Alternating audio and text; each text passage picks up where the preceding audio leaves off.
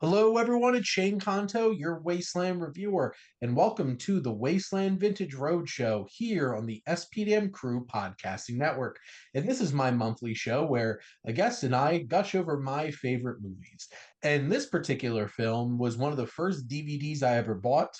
I am very excited to talk about this. This is obviously one of my favorite films, and that is The Untouchables from 1987 from director Brian De Palma, starring Kevin Costner, Sean Connery, Robert De Niro, and plenty of others. And joining me for this episode is my buddy Griff. Griff, thank you so much for coming on. Shane, thank you for having me. Absolutely. Love talking movies with Griff. We go way back. We've known each other for probably like 13 years at this point.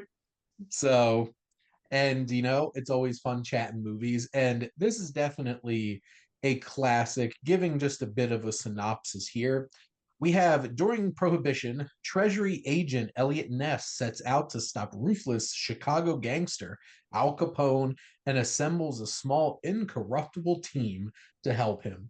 And this is indeed based off of the television series with Robert Stack, who played Elliot Ness, which I. But my background with this is my mom showed me this, and she used to watch like the show when she was a kid. And I remember watching this when I was like 12, maybe, for the first time. And I really loved it ever since then. And like I said, this was one of my first DVDs. I've had this on physical media for like, I don't know, 22 years at this point.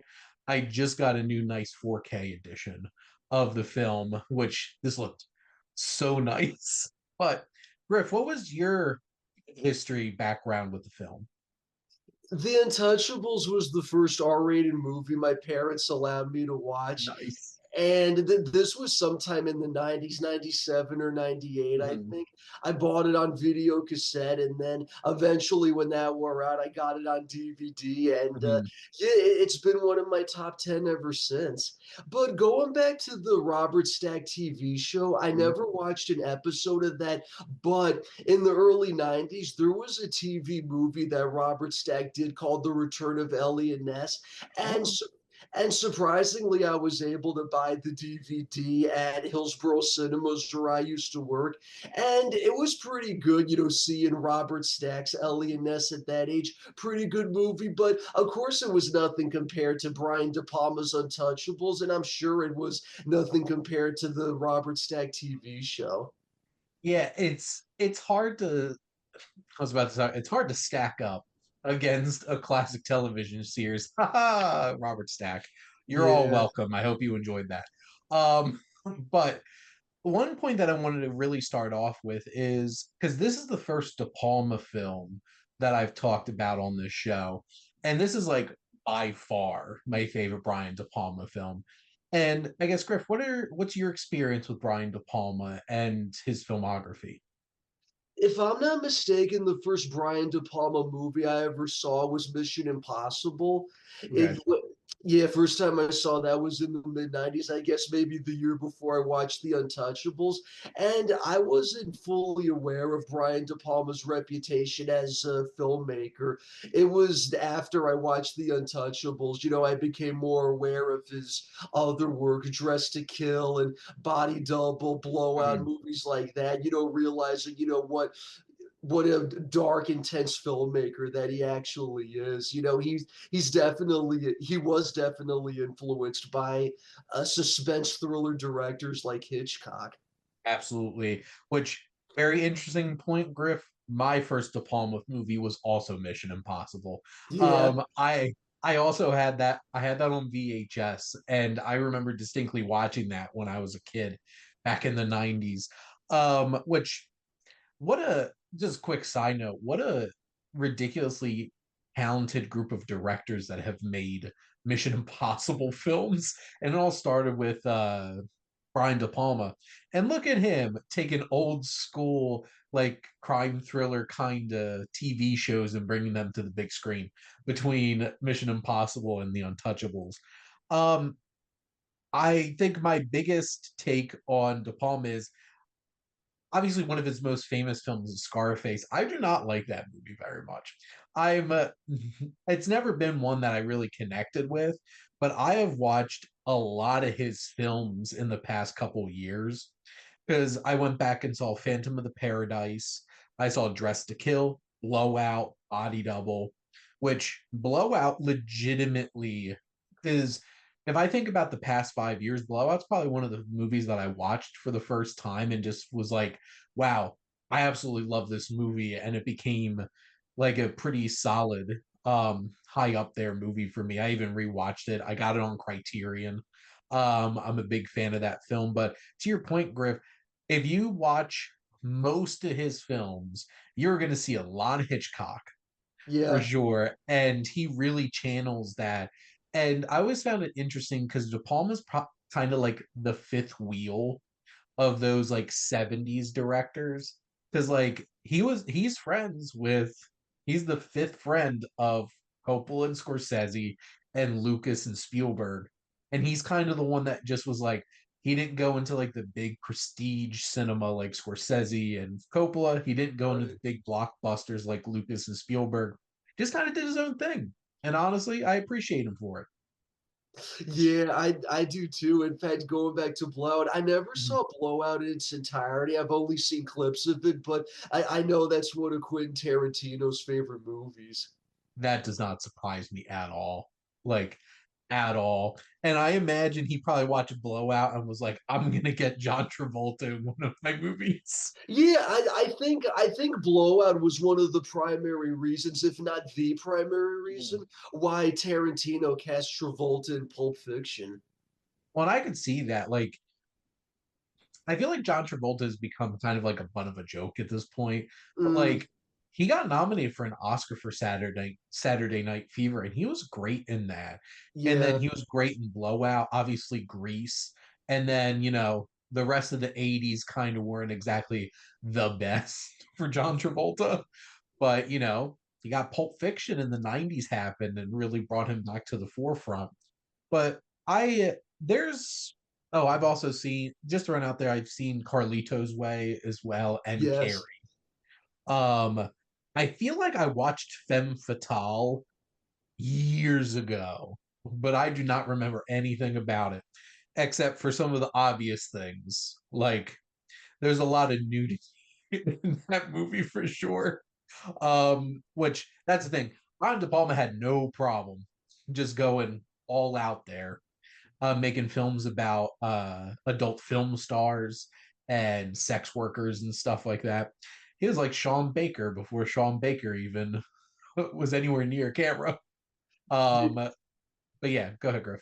I remember when Femme Fatale was out in theaters in 2002, but I didn't see it until after I saw the documentary called De Palma, and it was okay, but definitely doesn't compare with his earlier work. It definitely wasn't, the Body Double or the Untouchables Yeah, or even Scarface, which I really liked. yeah. I actually very distinctly loved that De Palma documentary from Noah Baumbach. Mhm. It was so simple. It's just like point a camera at this man and let him take us through his career. And it's very engrossing. De Palma is a very interesting person to listen to talk about his filmography.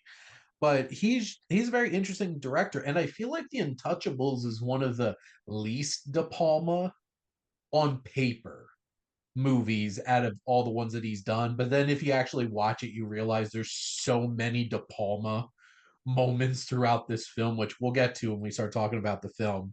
Mhm. But I also felt obligated to talk about one of my favorite actors of all time and the man who won his first ever Oscar for The Untouchables, and that is Sean Connery.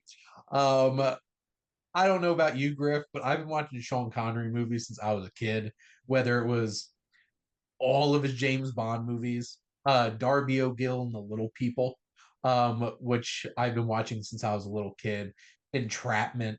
Um, when I was 12, 13 years old, nothing was better in the world than League of Extraordinary Gentlemen and Van Helsing. And Sean Connery as Alan Quartermain in League of Extraordinary Gentlemen. But, and Highlander and so many other films that Sean Connery popped up in. But Griff, what's your background with Sean Connery as an actor? I don't remember the first Sean Connery movie I saw, but I remember the first Sean Connery James Bond movie I saw, which was Hmm, From Russia with Love. I bought it on so good. video cassette at Blockbuster, now realizing it was the second movie I probably should have gotten Dr. No first, but this was right when I was getting into action movies. I loved, Pierce Brosnan. At that time, Brosnan only did Yeah. GoldenEye and Tomorrow Never Dies. So I wanted to see more James Bond movies, and From Russia with Love was the first one that came up for me. And then after that, I branched out to Connery's other movies like The Rock and The Hunt for Red October, Indiana Jones and The Last Crusade. Which Indiana Jones and the Last Crusade is my favorite Spielberg movie. Mm-hmm. And I love the dynamic between him and Harrison Ford in that movie. It's just absolutely incredible. And that's such a great performance from Sean Connery because he strips away over out of like all the uberly masculine traits that he brings to most of his roles. And he's just like, look what you did. Look what you did, Junior. And just like him just being such like a nerdy old guy, but then also like don't mess with him. Because there's a couple of moments where he gives a look and I'm like, well, there's Sean Connery right there. And he was incredible as Bond. Obviously, he is James Bond for a lot of people. I also grew up watching Pierce Brosnan because he was my Bond as a kid.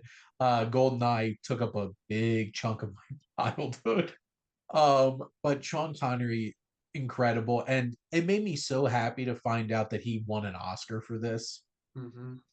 because he is so good in this movie, so good in the Untouchables, and he just I'm pretty sure he won Sexiest Man Alive around the same exact time he won this Oscar. Yes, And he dude did. was almost 60 at that point. And it's just like people know sex appeal when they see it, and it's obviously a balding Scotsman with a lisp. Um, but it's Sean Connery. It's like watching Entrapment and being like, of course Catherine Zeta Jones would fall in love with Sean Connery, Yeah. which Yeah, yeah, what woman wouldn't? exactly. And it's just like one of those kinds of things where I wish that the film industry did not beat him down enough to make him quit acting after League of Extraordinary Gentlemen. But alas, that's what happened. And, he was also a very vain man. And I'm sure he didn't want people to keep watching him growing old on screen and stuff like that. But that movie still has a special place in my heart. I recently rewatched that, and I'm just like, is this a great movie? No, but like, is it nostalgic for me? And is it a lot of fun? Yes, yes, it is. I personally think Sean Connery ended his movie career on a good note, not only with The League of Extraordinary Gentlemen, but also Finding Forrester as well. That's a great one too. Yeah. And I remember watching that in English class, I think, in middle school. And that's such a good performance for him. And, you know, say what you will about League of Extraordinary Gentlemen, he did not like sleepwalk through that movie. No. Like he committed to that role. And it's so interesting because he could have easily just, phoned that in, but he didn't. And what's so crazy is he got offered Gandalf in Lord of the Rings and turned it down. He got Mhm. offered Morpheus in The Matrix and turned it down Right. because he's like, I don't get these. They're just weird. And then that's what got him to do League of Extraordinary Gentlemen because I think they were going to give him like legitimately like 10 or 15% stake in Lord of the Rings. Can you imagine how much money he would have made off of that? Yeah, I couldn't even Insane imagine. amount of money. Insane amount of money.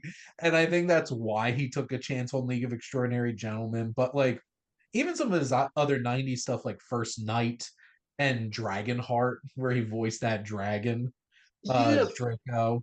Yeah, I remember First Night being really good. I haven't seen Dragonheart yet. I mean to, but also a couple other Connery movies that stand out are ones he did in the mid to late '70s: The Man Who Would Be King and The Wind and Yes. the Lion.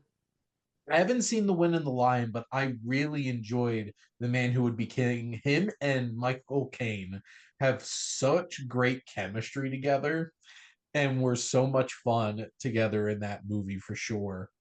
Um, Even like Time Bandits, which I'm a huge Terry Gilliam fan, and he played King Agamemnon. Right. In that there's just so many great roles, and there's still some that like I need to check out, like The Wind and the Lion, or even like I know he did The Great Train Robbery in 1978. I don't know how good of a movie that is, and also one that's just morbidly curious is Zardoz. Yeah. The I've I'll seen let you. him. I'll let you borrow my DVD copy of The Wind and the Lion. Okay, Um, So yeah, Zardoz I saw on TV once a long time ago. It was okay, not great, not terrible. I know it has that, cult following, but yeah, I didn't think it was anything to write home about. I Uh, have seen him in that outfit. yeah, that's what everybody remembers about that movie, that embarrassing outfit, to put it lightly. Oh my god, he might as well just walked around in a speedo at that point. Oh man. But no, obviously Sean Connery had an amazing career and made an impact on a lot of different people. And was it like this guy does like after all these years, Sean Connery deserves to get an Oscar? He earned it. Like this is Yes. one of those like legacy Oscars that he really earned it for the Untouchables. He put in the work. He's so good in this movie. Now, kind of getting into the actual film, the big looming shadow in this is, real life gangster Al Capone, which I don't know about you, Griff. I could watch Robert De Niro going insanely over the top playing Al Capone again and again and again and again. He's just so endlessly entertaining. Yeah, De Niro was De Palma's first choice for Capone, and when De Niro accepted the role, he was very concerned about, the shape, the stomach, the face, Yeah, how it would turn out. He even went to Al Capone's tailor to get the clothes all made up, of and course he did. and interestingly enough, Bob Hoskins was on standby, in case if De Niro decided to back out, Hoskins would be around to do it. And this was actually De Niro's third movie with De Palma, the first movie that De Niro did with De Palma. In fact, I think it might have been both of their first. Was a movie called Yeah. Greetings. Yeah, because I distinctly remember from that De Palma documentary that De Niro really started early with him and Yeah, then jumped into doing some of Scorsese's work, right. Yeah, it which, was. okay. Yeah, they did Greetings and then Hi Mom and then The Untouchables. Yeah, the only three they've done, at least so far anyway. Yeah, which there's still a chance because De Palma's still out there. I Hmm. did watch Domino, his most recent movie. Um, there's like glimpses of De Palma still in there, and I'm tempted to see if he winds up making another feature film, but no, De Niro just goes for it because this whole entire film is bombastic. Because like one thing that De Palma's not is subtle, and this movie is not subtle, and De Niro's performance as Al Capone is certainly not subtle.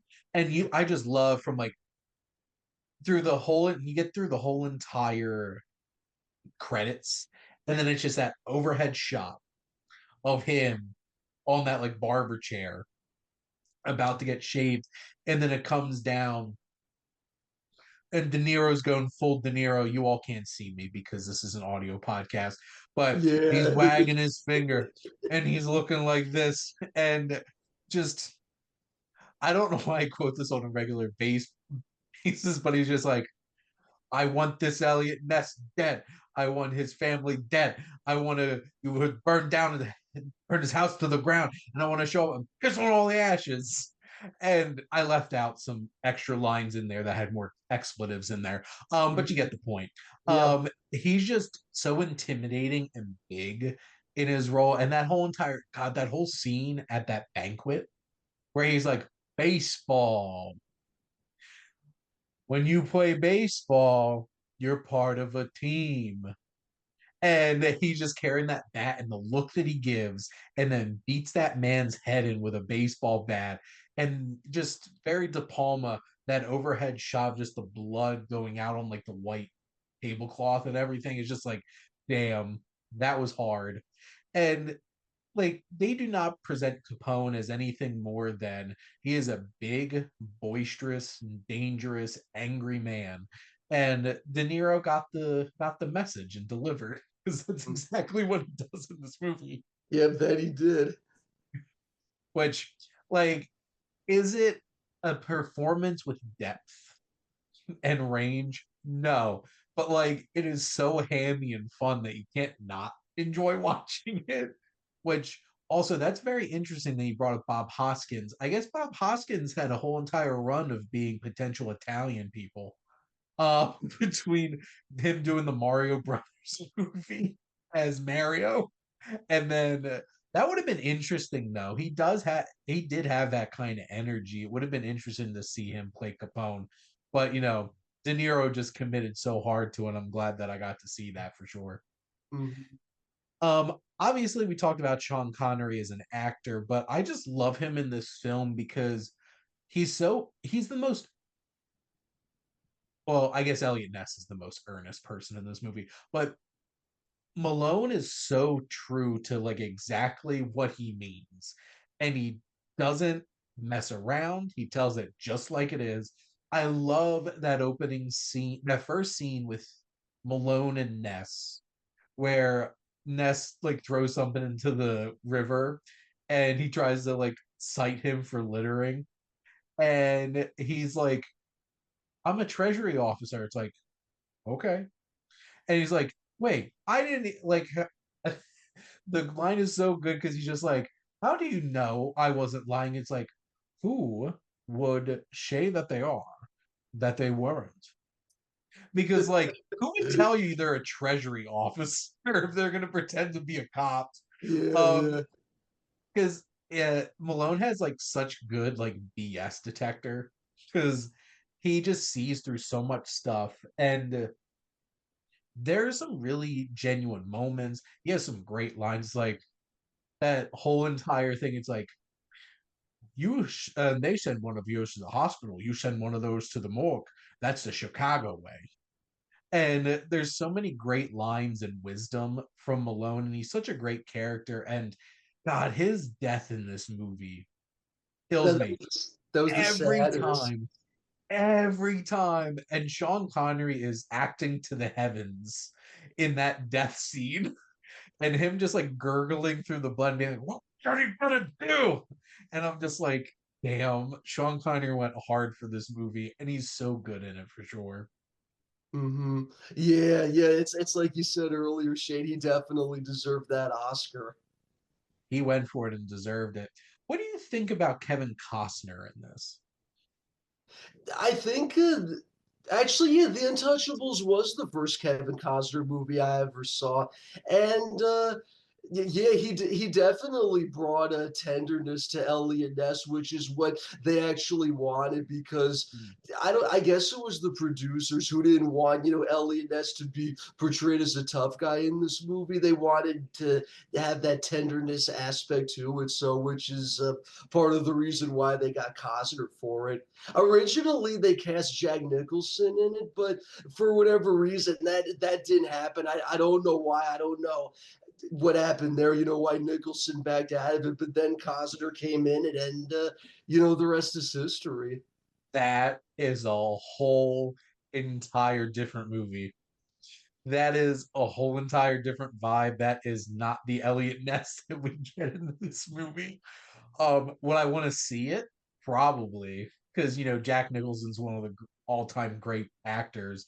But no, there's a tenderness, there is a sincerity Yes. that Kevin Costner brings to this character, because that's the thing. He has to be that like squeaky clean kind of guy, and you need to buy into that, like when he gets pushed over the edge, or he pushes Billy Drago over the edge. Hmm. um which that is one of the most satisfying movie moments I feel like ever, is when Billy Drago as Nitty's just like, he squealed like a stuck Irish pig.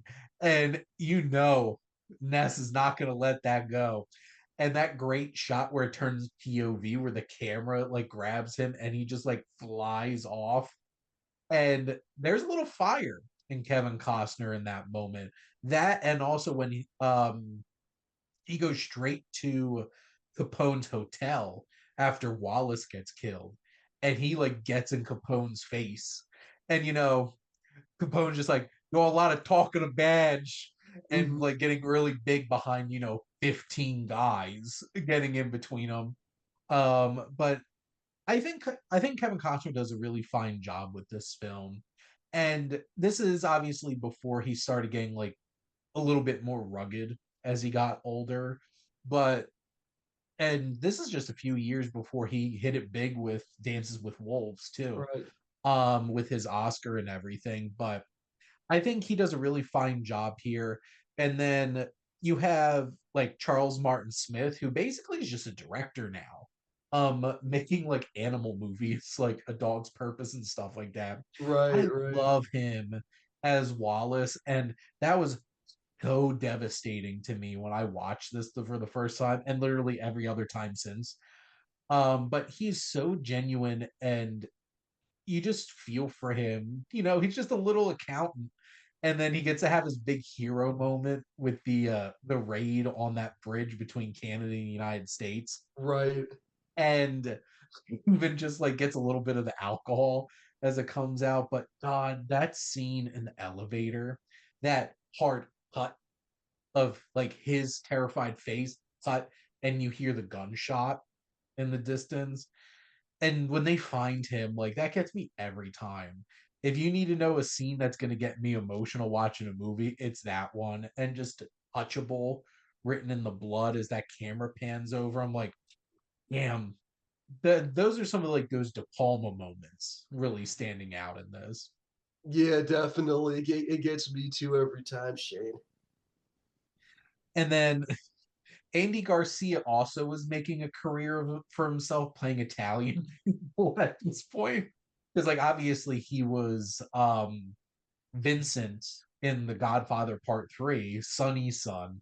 And then here he's George Stone is like, George Stone, what's your real name before you changed it? And I love that interaction with him and Sean Connery, where he like pulls the gun out and he's just like, I like him. And just like that whole entire dynamic. Because like Andy Garcia doesn't get to say much in this movie, but he has presence, and like even the big climactic stare sequence, he's the hero. He's that sharpshooter, and got a little bit of Chekhov's gun skills when they showed him just destroying that target earlier. I'm like, he's definitely going to make a trick shot somewhere, and he Hmm. does, and it's super satisfying. Yeah, yeah. I guess, Griff, are there any other characters that really stood out to you? Maybe performances or anything in the cast? Actually, I think you covered all of them. Costner, Connery, De Niro. Yeah, Garcia was definitely a favorite. And, as we mentioned before, De Niro was, amazing as Capone. And, yeah, I think the true villain of the story, aside from Capone, was, Billy Drago as Nitty. And Billy Drago, I don't think he's in a lot of like very key films. Like I distinctly remember him being in Delta Force too. Yeah, I was Um, going to say. Yeah. because I used to watch Delta Force with my mom a lot. Got that Chuck Norris going on, and him in that and this, and then I'm also Griff, I might be the biggest Tremors fan that you've probably ever met.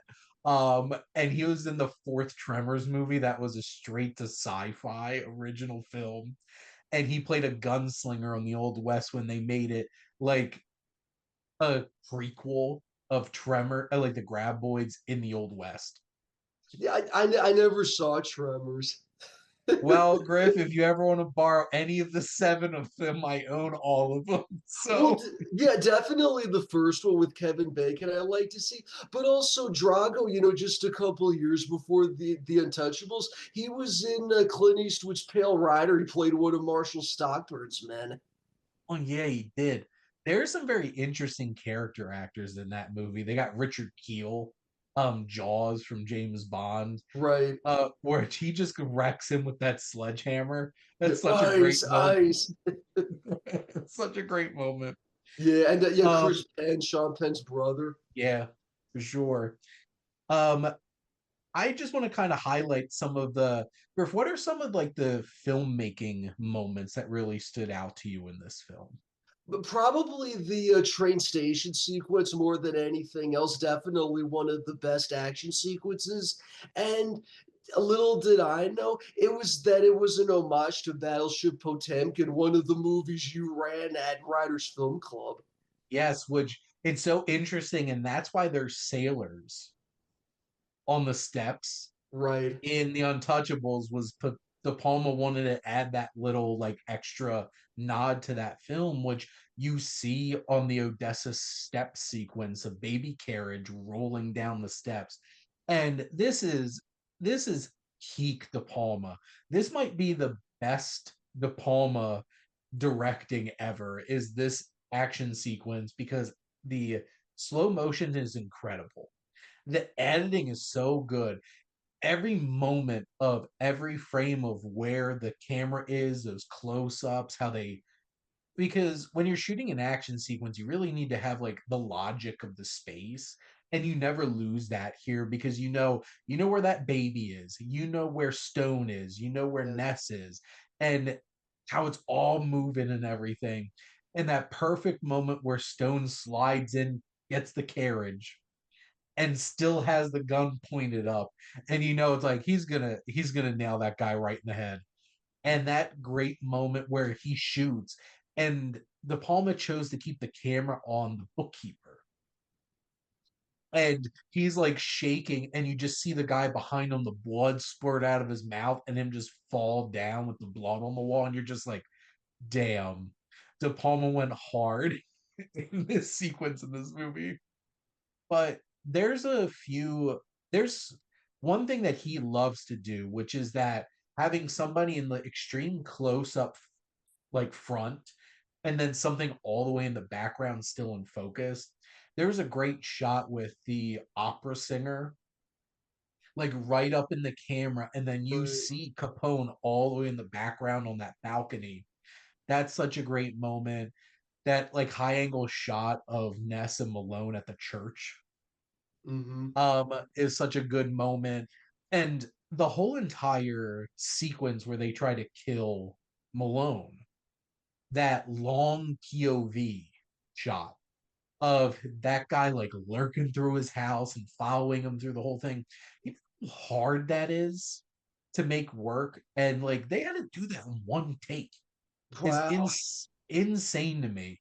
And like that perfect moment where Malone turns and he has the shotgun, and he's like, I'm not gonna say it. I am, being Italian. Me I'm not gonna too. drop.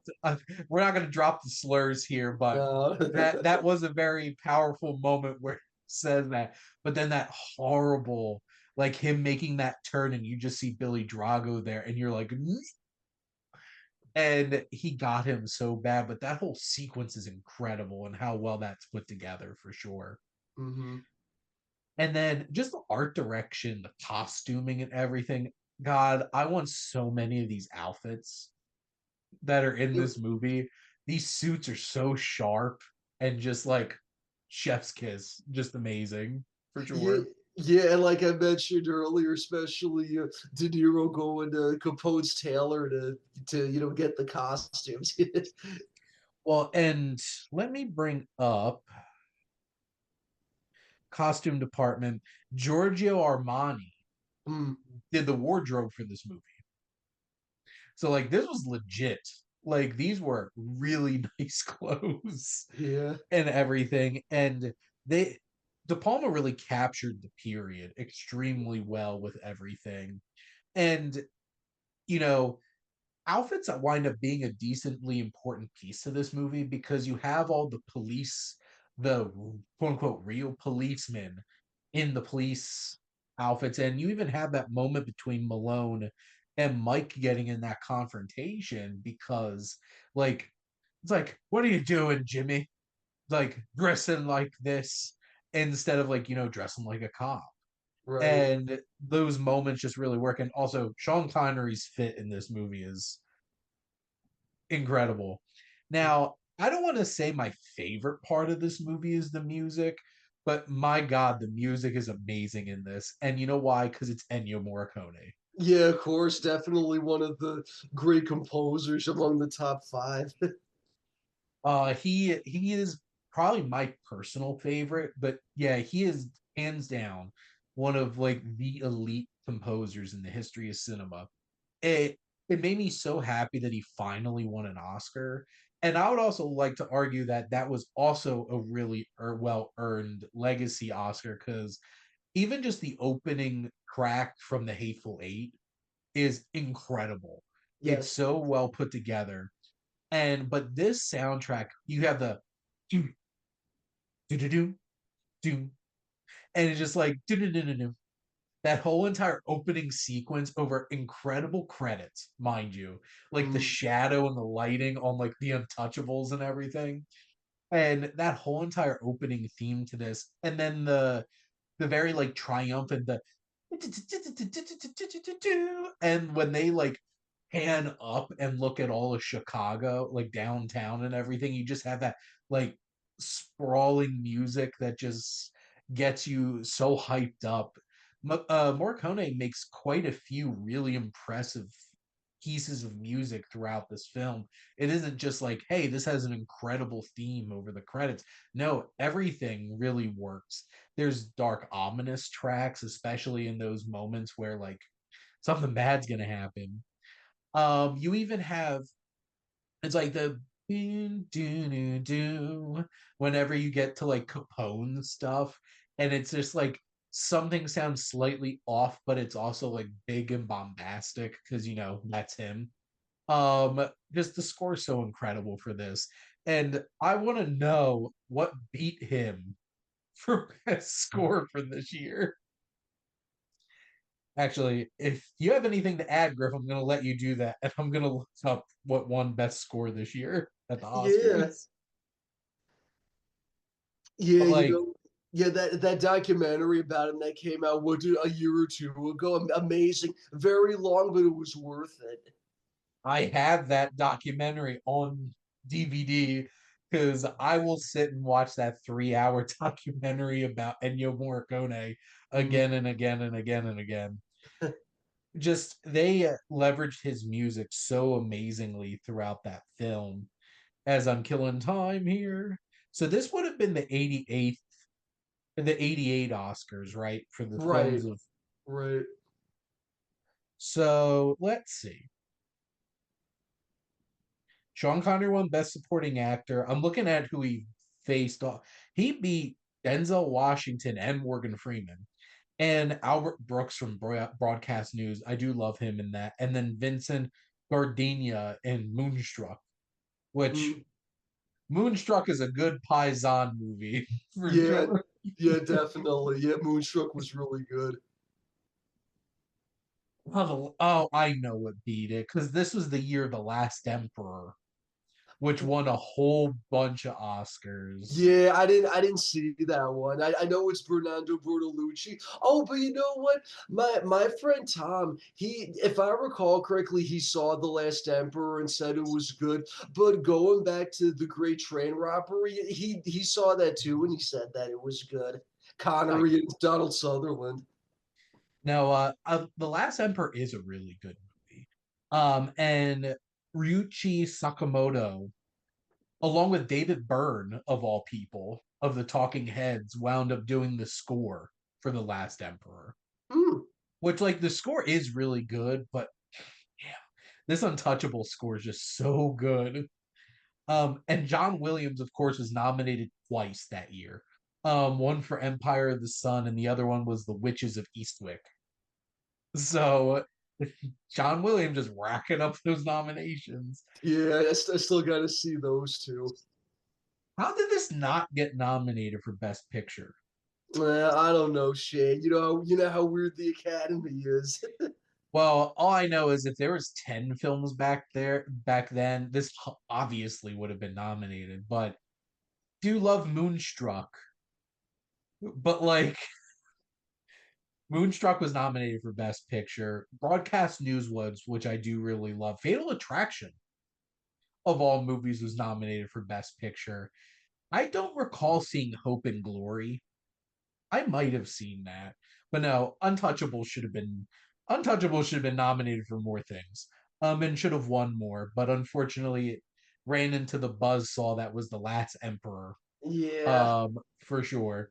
Which like The Last Emperor is about the Dalai Lama, if I'm right. not mistaken. And like obviously that's a very significant story, but come on. This is like S tier, top tier gangster movies. Mm. So good. Um, but I guess at this point, which this is kind of like the last thing I did want to kind of segue into.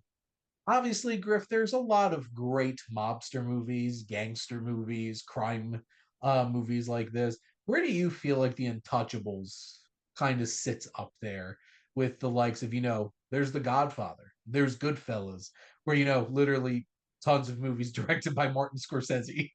Mhm. For me personally, I would put The Untouchables in the top five, along with The Godfather, Goodfellas, The Irishman, and actually too Dillinger, 1973, Warren Oates and Ben Johnson, which was Nice. John Milius's first movie that he directed. Interesting. I have to check that out. I'll let you Um, borrow that DVD too. He also directed The Wind and the Lion, and also in the Connery movie The Hunt for Red October. That's that scene where Connery's talking about the game of chess. Milius wrote that scene.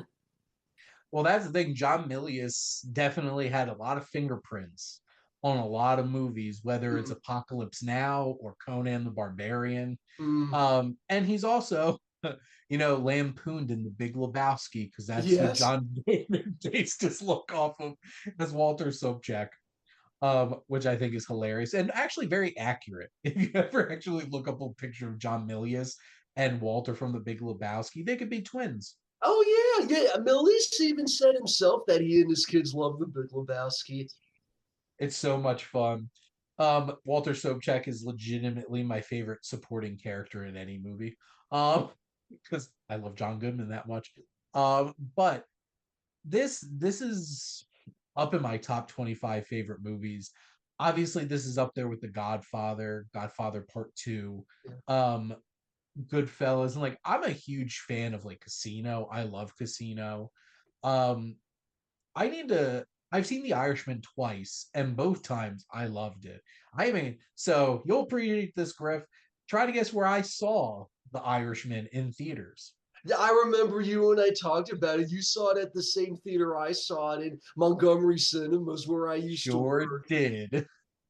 Which that was a because like Montgomery Cinemas doesn't have like updated seats and stuff like that. Yeah. That was a long 3.5 hours for my body sitting there, but it was still a great film for sure. Yeah, that was something I definitely had to see on the big screen. I went with my friends Greg and George to see it, and it's funny because one of the audience members before the movie started said, "Oh yeah, my friend was in the scene where Hoff is doing his rally in Florida. Let's cheer when he comes on." So surely enough, when that scene came on, everybody cheered. It was all in unison. It was great to see. Oh yeah, and De Niro's most recent movie, The Alto Nights, which I really enjoyed. I saw that at Montgomery Cinemas too. Nice. I saw that yesterday at one of my local AMC's. It's I'm trying to think like there's like the original Scarface from I think Howard Hawks. Yeah, I'm a Paul big Muni. Yeah. Yeah, big fan of that film. I watched that relatively recently. But there's a lot of great gangster films out there. And this is definitely up there. This is top tier. I hope that it's in that conversation more often. And this is definitely my favorite De Palma film. And I kind of think this is his masterpiece. Like it's that perfect mix of like his sensibilities and really hitting to like a next level. Because like you could tell some of his movies leading up to this, like he didn't get a huge budget. He didn't get to have like probably Scarface was probably his biggest budgeted film, obviously up to this point. But I appreciate the blowouts and the carries and stuff like that. But the Untouchables, it's untouchable to me. Yeah, same with me, Ah, Shane. Yeah, yeah, The Untouchables, and even the first Mission Impossible movie. Of all the Brian De Palma movies I've seen, those two are probably my favorites of his. there you go. Late 80s into the 90s, De Palma right there. But I'm going to leave you all on that joke. There you go. Untouchable. But Griff, thank you so much for coming on and always chatting movies with me. Thank you, Shane. Always a pleasure, especially talking about the first R-rated movie I saw. It's been great, like all these years later. I think The Godfather was definitely up there for me. I think the actual first R-rated movie I watched was Air Force One. Oh Um, yeah, yeah. I had that on videotape too. I didn't see that in theaters. No, first R-rated. Oh, the first R-rated movie I saw in theaters was another mob movie, which I think would be in my top 10. Road to Perdition. that movie's so damn good. More people need to talk about that movie. Oh, that cast is incredible. Yeah, Paul my dad. Newman. Yeah, my dad said the day it came out, Tom Hanks and Paul Newman should both win Oscars for their roles. That's how strongly he felt about that. They should have at least been nominated, but we don't want to talk about why. I actually don't understand why that didn't get more attention. It's a shame. But we love it. We here Yeah. at the Wasteland Vintage Roadshow love Road to Perdition, and you should go check it out. But thank all of you for listening. Make sure to like, comment, and share on this episode. Obviously, you heard us talk a lot about crime thrillers and mob movies. What are some of your favorites? Make sure to follow or subscribe wherever you listen to your podcast. The SPDM Crew Podcasting Network is ever expanding. We have so many great shows at this point, whether it's movies and television and music and sports, basically trivia shows and Tolkien, which I love Lord of the Rings, don't know that much about Tolkien to have a whole entire show about it. And all kinds of other great things. If you are interested in starting a show, please make sure to reach out. Or if you want to be a guest on some of ours, like Flicks and Chill or Mine the Wasteland watch list, just make sure to reach out and let us know. And if you like our logo, this particular logo was done by our buddy Joe. Joe does a lot of great work in terms of animation and drawing. He has an Etsy store, and you should go check it out. We'll put some information in the comments, in the description on the video. But most importantly, thank you as always for tuning in and supporting the Wasteland Vintage Roadshow here on the SPDM Crew Podcasting Network.